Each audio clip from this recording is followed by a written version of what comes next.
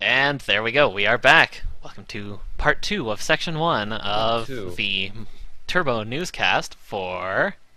what day is it? The 10th of May. Yes. Such a huge title. Um, Although anyways, right now it's the 11th of May for me. close enough. Close enough. It's still the 10th for me, so we're going off of my time right now. Go off of your damn Pacific time. And we started on the 10th, so That, it's that's, just the yeah. 10th. Anyways, we're Uh, going to start off with a bit more annoying news. Um, and we're not just covering this specific article, I'm just kind of going over... I'm just going to go over the whole history of this trial. Alright, I'm gonna sit back and sleep. Real fast. Oracle and Google have somewhat settled, somewhat not, more not than they have. They are having a patent. They are having a patent feud over the use of Java in Android, and Oracle has sued Google, saying that they are infringing copyrights and patents and all of that over through their use of Java in their Android OS. Um, now,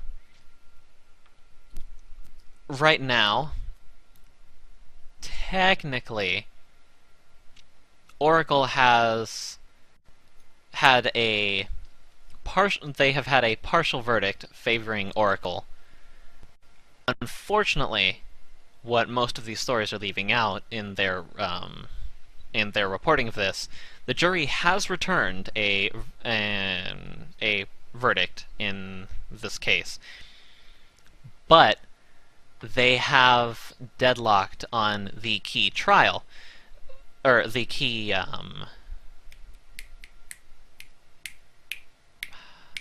claim, for lack of a better word, because my English is The failing case. right now. They deadlocked on the issue of whether Google had made fair use of the material. And that means that Google is calling for a mistrial and will likely get that. The jury actually only returned a verdict on one of the charges. The other four questions were not the other four questions were deadlocked on. They agreed on question 1, part A, finding that Google did infringe the overall structure, sequence, and organization of Oracle's Java language, which we kind of knew already because they used Java. However, that is kind of an iffy judgment because the judge did instruct the jury to assume Java was copyrighted, even though that question has yet to be settled. Which kind of means that the judge basically said, "Okay, guys, this is copyrighted, so just kind of assume this is copyrighted. So, give us a judgment on whether or not this is copyrighted or not." Now, they deadlocked on the second part of question 1, which asked if Google had made fair use of the material or not. And as to the documentation for the 37 Java API packages in question, they just kind of piled that into one charge. The jury found that Oracle did not prove that Google infringed, and they also found that Google did not infringe on the English language comments in some of the classes or source code. And they agreed that Google did infringe on the range check method in two of the classes. Now, again, Google has called for a mistrial, arguing that there cannot be a partial answer on question 1, and they will argue for a mistrial. Correction, they have argued for a mistrial Tuesday and today. The mistrial question should be settled by today, and the judge allowed The judge allowed that Oracle's copyrights can extend to the structure, sequence, and organization of the Java APIs. However, he could ultimately decide as a matter of law whether APIs are protected by copyright. So, yes, in other words, blah blah blah, legal jargon. Now, if this ends up in Oracle winning, this may end up changing Android. Might, depending on how well Google is working to find an alternate to Java. Now, I've heard rumors that they are working on a .NET. They're working on a .NET integration instead of a Java integration, but I can't recall whether or not that's Google that's working on that or a third party. So, in other words, yes, blah blah blah, tech jargon, legal jargon. I could use a cup of Java right now. My friend programs in Java. Oh, yeah, so do I. Probably knows more about this than I do. But, again, you're a legal expert here. And legal expert. I'm kind of the guy that kind of knows what philosophers think. And that's about it. Yeah, you're the one who's more towards the social and worldwide relations and stuff like that. Combo. Yes, luckily, because I don't know shit about that. In more entertaining legal news, and I promise if you find this boring, we will get off of this soon, but in more entertaining legal news, Apple and Samsung are also having a dispute, and they have trimmed their patent claims, but still can't get along. Apple and Samsung have decided to reduce the number of patent infringement claims against each other in California. The judge, Lucy Coe, has declared that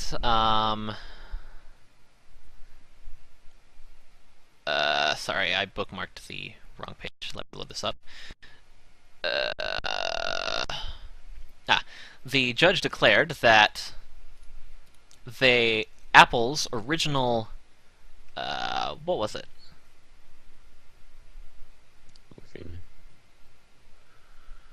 Oh, it doesn't list how many Apple had, but Samsung originally brought 75 claims of Apple's infringement, and Apple likely brought probably just about roughly as many. The judge, Judge Lucy Coe, has declared that that is a cruel and unusual punishment to a jury to have to read through that many claims, and she is not going to allow it, so they had to trim their patent claims. I just love that. Cruel and unusual punishment for a jury.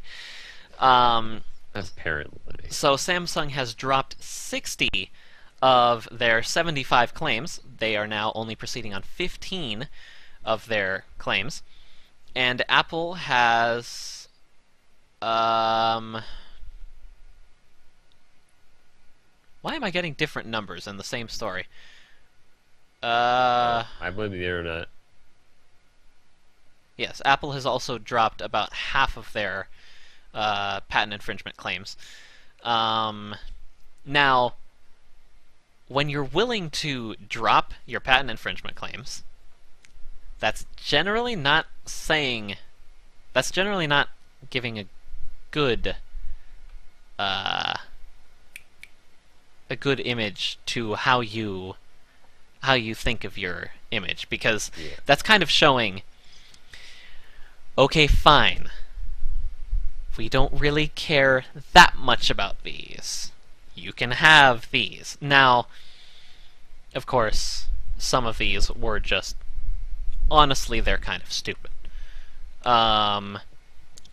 The patents Apple is willing to drop cover technologies ranging from a status bar and touchscreen shielding to the iPhone's body style. Now, iPhone's body style? Yes, for those of you who are not paying attention, that means that Apple was trying to patent the rounded rectangle. Are you kidding me? Nope. Can you copyright a shape? Apple's trying. You can. Yes, Apple, the come one that on, you're Samsung better did than first. this. Yes. Um, Apple, just get a girlfriend. Come on. Apple needs to go get laid. Yeah, no kidding. Continue. Sorry. um, I think that's Oh, actually Nako invented the round rectangle. There you go. yeah, that's about it. It's just kind of entertaining how many stupid things are going on in some of these patent lawsuits. Um, Just not stupid. for That's instance, the the fair. rounded rectangle patent. Rounded rectangle. Uh, I'm gonna try to copyright the oval. you might So want to get don't. on that, or else Apple Yeah, might no try one. and No one patent else that. try. Tell that to Do it. Apple. In completely unrelated news, Josh Hamilton. Yay for segues! Josh Yay. Hamilton has tied the home run record. He has hit Yeah. 4 home runs in one game. Now, I would comment on how impressive that is, but You do frankly, know my how to run dear, it, right? I don't give a damn. And you have Um, and you hit it, and it goes out. yes, for the 5 of you who do care about sports, Josh Hamilton has become Hey, the. Mark cares about sports. Like I Don't say said, nothing bad 5. about Mark. We have 18 people in chat. That's a good quarter of people. Whoopty froo, he hit the ball. So, for those of you who do care, that he has Go back to become legal the news. he has become the 16th player in Major League history to hit 4 home runs in a game, and whoa. Anyways, that is a he has also set a new single game American League record for 18 total bases in a single game American League game. Well, it's big. It's big news for baseball fans. Yeah. Texas Rangers. Um, yes. So there's your sports news for the night. We tried. Yes, we try not hard at all for your sports news. Hey, I I try not hard at all. try it all. I didn't. I found and I'm like, ooh, baseball and sports. I can handle baseball sometimes. Pretty much the extent of my research into sports news for the week is I listen to the radio on Thursday morning as I'm driving to school, and if anything hits me as interesting, I go and look it up, or more than likely forget about it. Um, in more interesting news, and news that most people should maybe care about, Socialist Francois Hollande has won the French presidency. This is interesting because he is a socialist. Zela, would you care to explain how this is interesting and relevant to the? Oh, this is interesting and relevant to everyone's. Well, first of all, France has been kind of on the edge for voting. I think they went back and forth a couple of times. The other guy, I keep forgetting how to pronounce his name. Sarkozy. Nicolas Sarkozy. Yeah. He's like he's the real conservative of France, and so to see a socialist win, it means two things. One, you're gonna see a little bit more of a lightening of France, I guess, as to foreign policy and even just domestic policy, but also for the EU in general.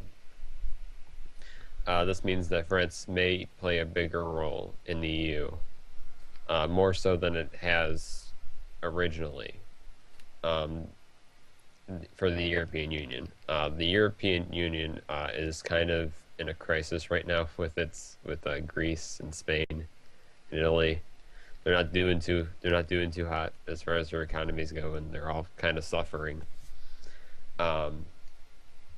So if France plays a bigger role,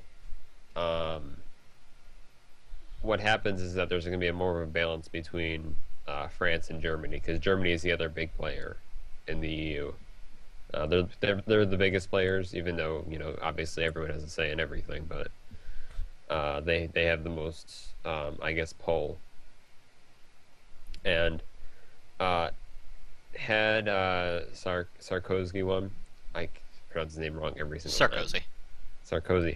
Had he won, um, what would have happened is uh, France probably would have taken less, would probably take less action in the EU. It might, I wouldn't say it would like withdrawal or anything like that because that'd be stupid, but it would just play, less of a role, and that would definitely empower Germany. And not say it's a bad thing because Germany has definitely proven itself to be very efficient. Um, but it kind of you know doesn't let Germany have the monopoly, I guess. Hmm. Um, not that's a lot of speculation, of course. Obviously, that might not have happened anyways. Sarkozy could have kept it going. I can't really tell. I don't know because he's not president, so Hmm. I have no idea. It's a lot of speculation. Um, so right now the EU is going through a lot of change, a lot of debates over the economy, Hmm. just because they got to do something with Greece. In fact, Greece just recently, uh, sorry, train of thought just died. Yeah. Uh, Talking too much and my head hurts now. Hmm. I don't, well, Greece is just a financial crisis, and they're debating whether they should keep Greece or let it go. Hmm. They shouldn't let it go because that would really hurt. That would pretty much decimate Greece if they let it go. Hmm. Um, it might ease the burden off the EU, but I say they should keep it in and go for it, and try to bring everyone up instead of letting one go. But anyways, That's why this is important. that's yeah. And for those of you that are Americans and say, well, what does this matter to me? It definitely does matter because the EU is the financial situation in Europe is directly related to the financial situation in America, simply because of trade and stuff like that, trades and investments. So it does matter, um, even if it's really indirectly. So I guess we can move on to the story that keeps crashing my computer. My apologies. If you would like, you Yes, don't even have to load up the page. I can talk about it's it. already loaded, Oh, so well then in that case, never mind. Ignore me. Um, I'm not closing it now. Now on to a little bit more, well, less boring news, I guess you could say. Now, I wasn't boring, was I? no, it shouldn't be boring. Honestly, I find it quite interesting. I But tried. no, All right. but yes, to some people, maybe the election of a president might be boring. Yeah. Well, an election of a president not in their Not in their nation. own country. Yes. Yeah. So, anyways, If you moving select on. explosions, I'm sorry. Moving on to another European country, the Netherlands has finally earned the right to comment first on all of their videos, um, by passing their first net neutrality law and being the first among EU nations to do so. People in the Netherlands have passed in train of thought, crashing, exploding, melting. Melting.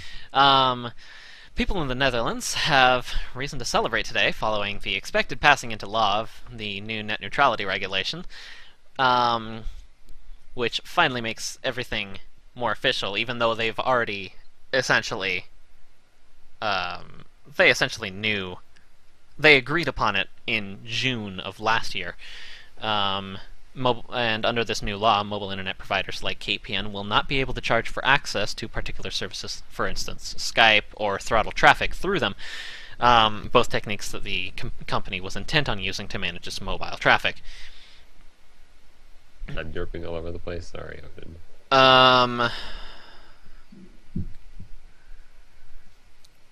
the the general kind of um, English. I can't speak it. Failing. Yes. Ah, Words. Failing. Mind. Blanking. Train. Thought. Crashing. so I guess according Anyways. to the one you sent me, um, mobile internet providers like KPN won't be able to charge for access to particular services like Skype or throttle traffic through them, um, which they were intending to use to manage mobile traffic. And apparently, this just gives more freedom. Um, yeah, the law is kind of geared to make not hosting providers, to make ISPs a little bit more fair, I guess you could say, to the traffic that they carry, and treat all of it equally instead of throttling Skype traffic only, or throttling BitTorrent traffic only, or throttling stuff like that.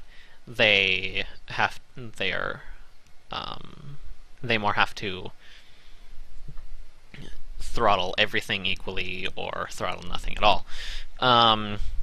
The Dutch lobbying group Bits of Freedom also notes that the net neutrality law includes anti-wiretapping provisions, making it unlawful to use deep packet inspection on users' internet communications without their express consent or a legal warrant.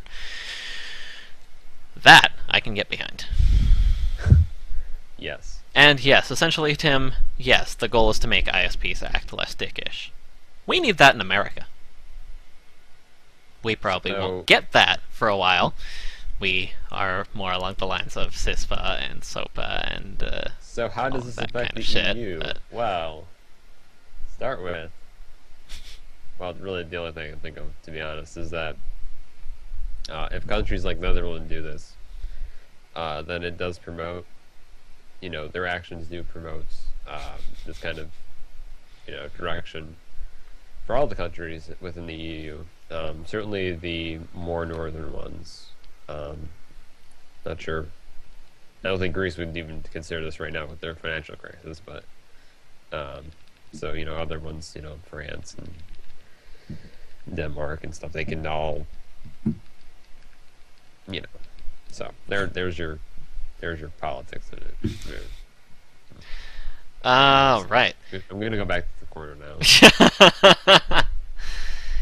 In completely unrelated news.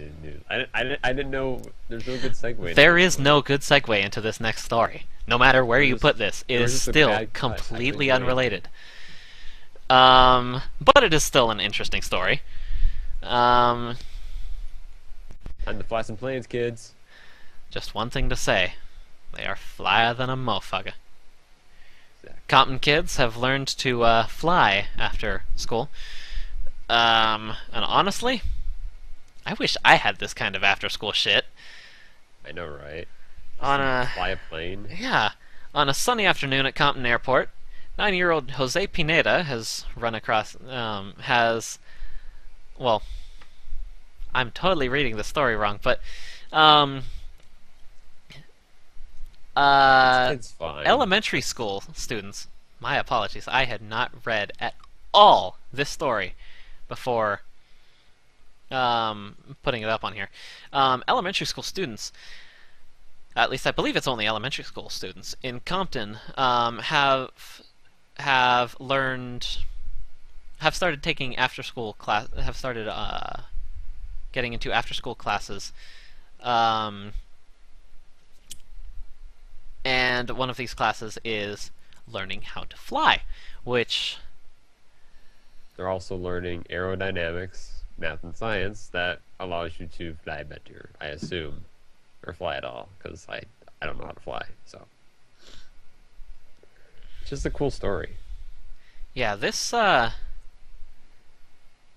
beats my after school band class by a hell of a fucking lot. mile. I know. This beats my what did I do in high school? I have no idea. Mm-hmm. I made robots, so I suppose that's maybe a step above band, but not quite this. You lucky bastard. I made robots. Sorry. I want to make robots. Then we competed with them. Anyways, back That's not flying. back again to another unrelated story. We are just full of segues tonight, aren't we? Oh, I am looking Not forward to good section ones, but 2. yes. This Um, one's this one's about a week and a half old, to be honest. it was published May 2nd. Yeah, it's a week old. Oh yeah, that's right. It's the 10th right now. That's It's the 8 10th. days ago. 8 days. Anyways, Facebook has unveiled an organ donor status option. Just in case you haven't had enough privacy compromised by Facebook, now you can tell whether you're an organ donor. Well, yes, but they did see a dramatic increase in organ and like registers for this. So I don't know. Maybe it's a good thing. They apparently have also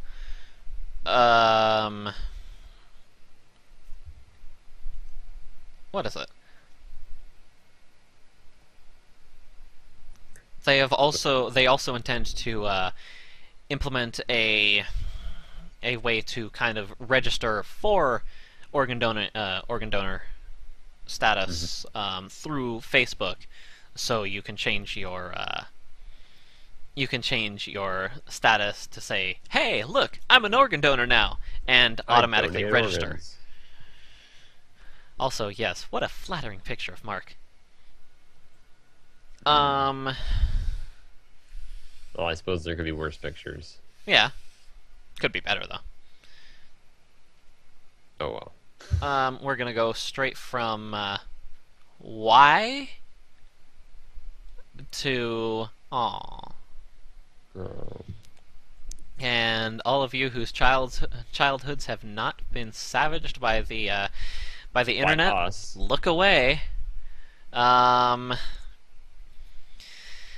Where the Wild Things Are author Maurice Sendak has died at age 83.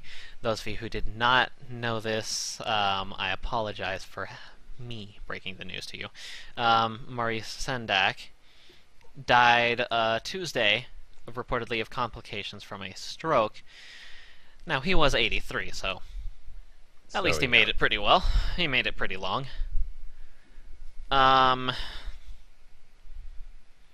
That's pretty much all I can say, really. He's dead. That's depressing. That's pretty much it. In other death news, Beastie Boys rapper MCA has also passed away at the age of 47, but I do not have an article on that. That's all right. There's our deaths for the week. We always need some up We there. always have a death section, don't we? I know. We just need to make another section for the dead. Exactly, just a section 1.x death. All of So the sad. death.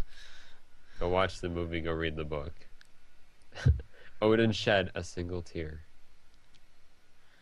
But yes, Maurice Sendak is no longer of this world.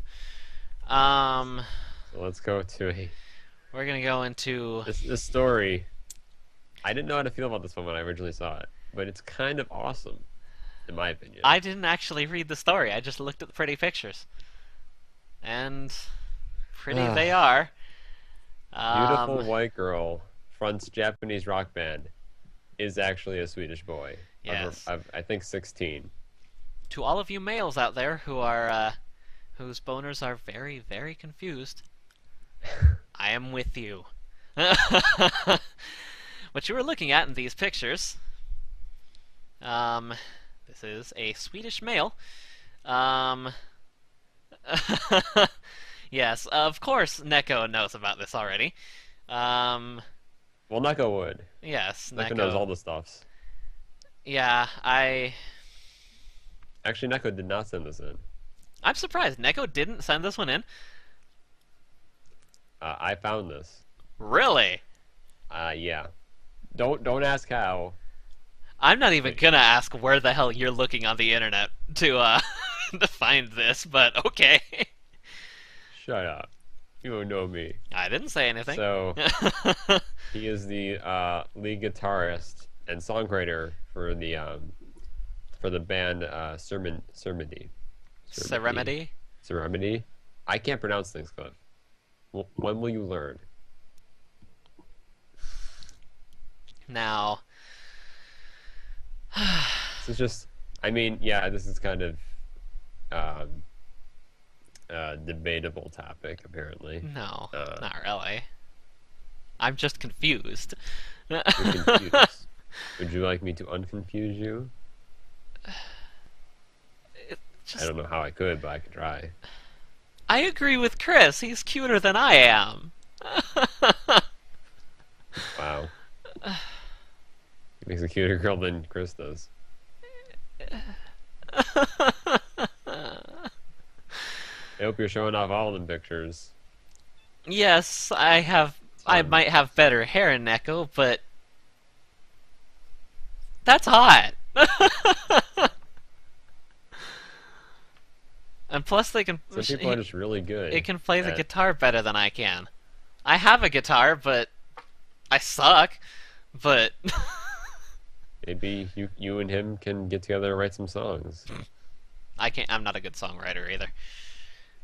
Well then, Yeah, I just have no skills whatsoever. looks like you're just going to become a lawyer or something. Anyways, we're going to. So, actually, real quick before we go, the release their debut album, "Reach to the Sky," April 28th. I think, when was that? Was that last year? I don't know. It doesn't say. But anyways, I guess we'll move on to. Oh, that's where it was. I totally skipped over that last paragraph. Yes. That wasn't that long ago. If it was this year, I don't know. Yeah, I don't see an album release at all. But they do This is have kind their of, album out. yeah. The album is entitled Reach the Sky. In case you are curious, the band is Serenity. They are heavy metal.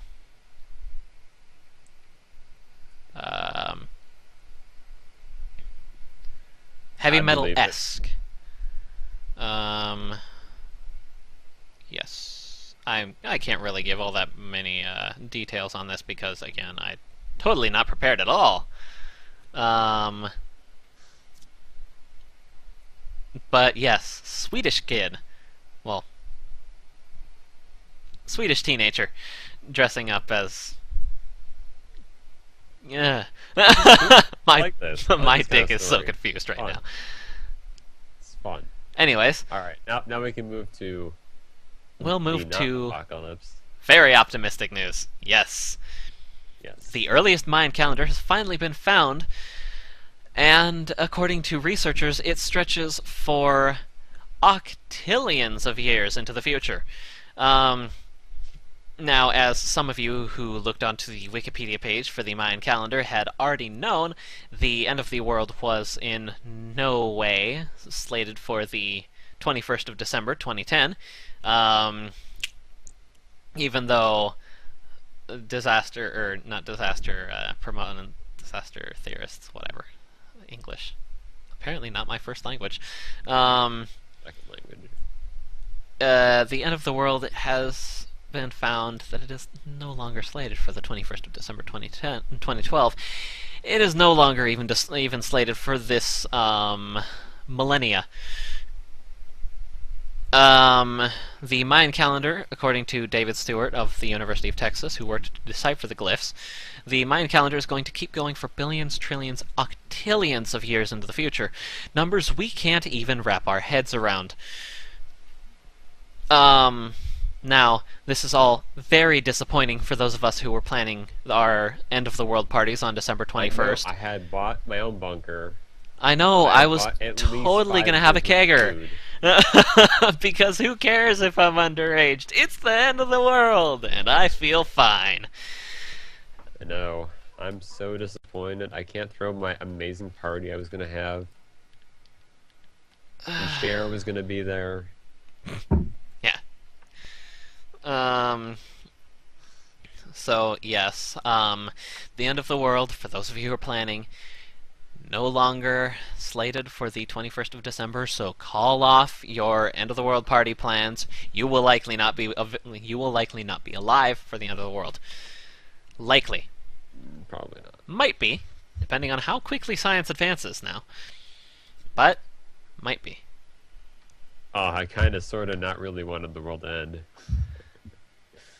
Um, end. that's going to be it for section Section one. one. But before we move on to the credits, real fast, Odin, I just have to know which Lost Prophets song. My apologies. I'm just a really good fan. I'm a really big fan of Lost Prophets. So, All right, Crystal, party now. oh, I know which song. Let's. It's not the end of the world, but I can see it from here. Yeah, I knew the song. I was listening to that song on the way home. Anyways, credits, because I don't keep track of who Okay, donates the songs. credits time. Or stories. The Kids Learning to Fly, that was donated to us by Piano Slave. The Facebook organ donor was donated by both Hades and Piano at about the same time. Maurice Sendak dying was donated by Twitches who wanted to make our lives sad. Yes, Twitches is out to kill our childhoods. Yes, he's doing a good job. And by the way, if he's not in here, he should be now, because we're going to go to section 2 pretty soon. He's in here. Or at least he's in the chat. He's in chat. I haven't seen him post in quite a while. Eh. So. Anyways. He's still here. He's here in So- spirit. In spirit. Alright. Well, those are the credits for this section. Really? That's it? Alright. But, yeah, there was only 3. The rest of them are a combination of me and you. Alrighty, we are going to cut to a quick break, a little bit longer than the break between the two parts of the section 1. Yeah, I got it. Yeah, we've both got to take care of a couple things, and we will be back in a couple minutes with But the awful. with the nonsense. So see you guys in a few minutes.